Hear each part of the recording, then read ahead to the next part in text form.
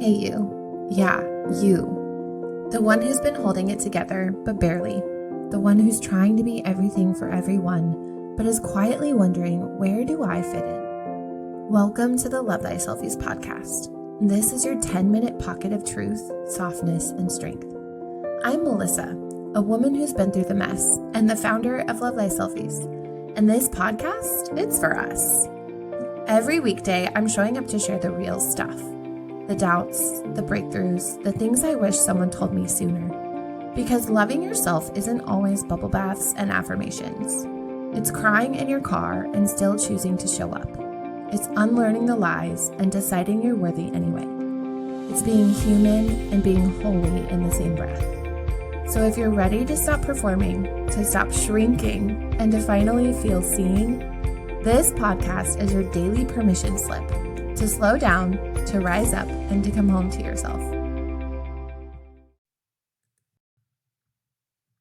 Welcome to episode 10 of the LoveThySelfies podcast, your 10-minute pocket of peace, power, and truth to carry with you today.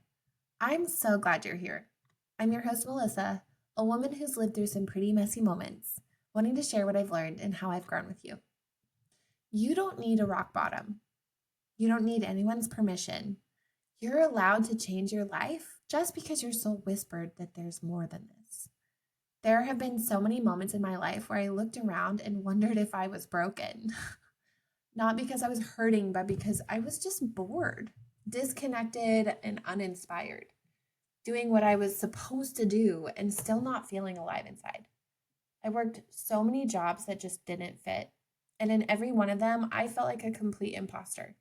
I was going through the motions, performing my worth, and pretending that I cared. There was only one job that I felt like myself doing. And that was when I opened my Etsy shop. Something completely changed. I was hand painting wooden signs. These were personalized, beautiful pieces made with love. And for the first time, I felt pride in my work.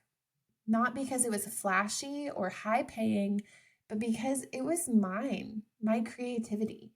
I was putting things out in the universe.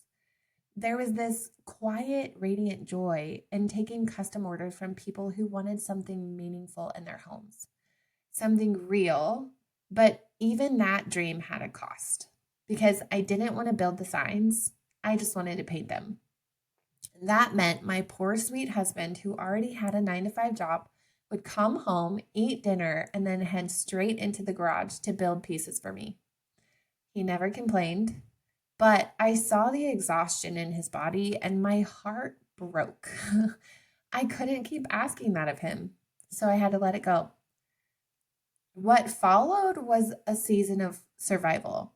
It was more office jobs, more coworkers, more meaningless meetings. I felt like I was disappearing into someone else's life. And all I could think was, there has to be more than this. I have to be more than this. But what did more even mean? I didn't know. I just knew I wasn't meant to keep performing worthiness for a paycheck. It's kind of like living in a costume for so long, you forget what your skin feels like. I kept zipping up roles that just didn't fit me. Employee, helper, good girl, box checker. And every time I came home from work, I'd exhale like I had been holding my breath all day.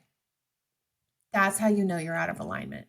When being yourself feels like a secret that only you get to experience in private. I didn't want a life I had to recover from every night. I wanted to build one that I could live in fully, without the mask, without the pretending, without the ache of, maybe later. There was no big explosion, no breakdown, no one moment when it all suddenly clicked for me. What changed was just me.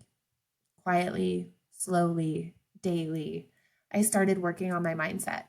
I was writing things down, shifting the way I thought about what was possible, one journal entry, one belief, one choice at a time.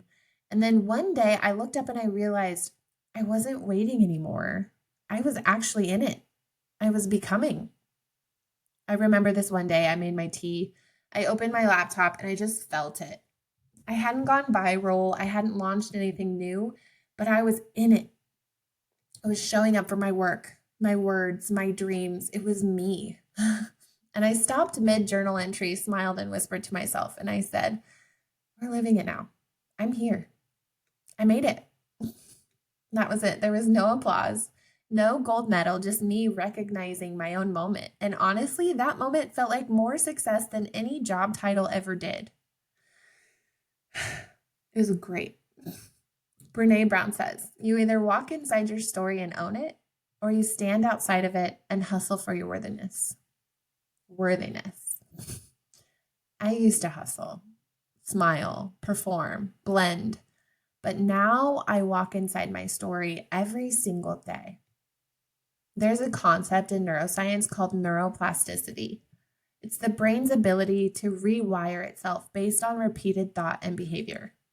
So every time you tell yourself a new truth, like, I can figure this out, or I'm allowed to enjoy this version of my life, or this gets to work for me, you are carving a new path. Think of it like cutting a trail through the woods. At first, the brush is thick. The path isn't obvious, but the more often you walk it, the more natural it becomes. There's also something called belief stacking. It's when you take one small piece of evidence and you let it affirm a new identity. It goes like this. I journaled today. That means I'm someone who prioritizes myself. I showed up for my dream. That means I'm someone who takes aligned action. I let myself rest without guilt. That means I'm someone who trusts herself. Over time, those tiny decisions add up to a whole new way of seeing yourself. You don't become her by snapping your fingers. You become her by backing up your beliefs with behavior, just one tiny shift at a time. That's not magic. That's biology. And yeah, biology is magic too. I'm not talking about toxic positivity. There are still days when this is really hard.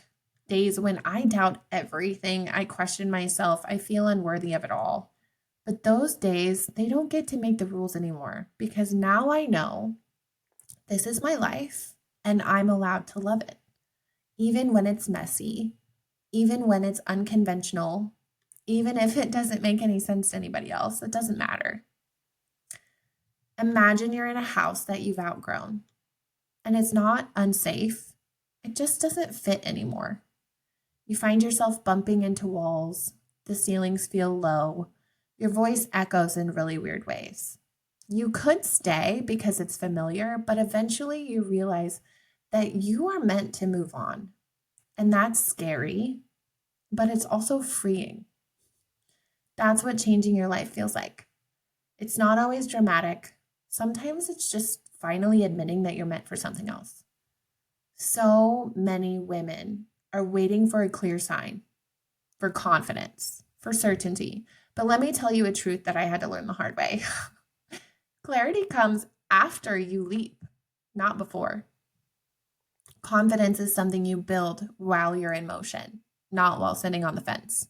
And most of the people who look certain from the outside, they were just scared too, but they moved anyway. Now I'm doing the work I love. I'm sharing light. I'm speaking truth. I'm creating from a place of alignment. Not because someone gave me a job title or a paycheck or a round of applause, but because I chose this. I let it be real and I let me be real. And I want that for you too. So let's shift together. I want you to reflect. Where in life are you waiting for permission to want more? Our journal prompt of the day. If I believed I could change everything from where I am, I would, ... And finally, your mantra.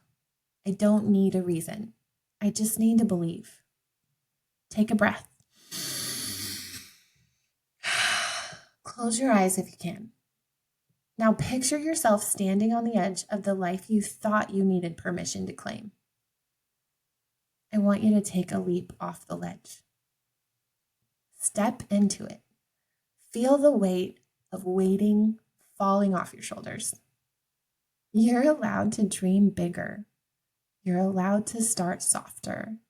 You are allowed to begin again and again and again and again, because this is your life. And you are free to live it in any way that makes you light up. If this episode lit something inside of you, share it. text it to a friend, tag me on Instagram at LoveThySelfies.com. Say it out loud. This is my life, and I'm allowed to love it. You're not behind. You're not too late. You're not stuck. Namaste. I want to thank you so much for coming today. If the episode spoke to your heart, please come back tomorrow. Share it with a friend. We do this every weekday. You can also find me over on Instagram at LoveThySelfies, where we keep the conversations going. Until then, be gentle with yourself. You're doing better than you think.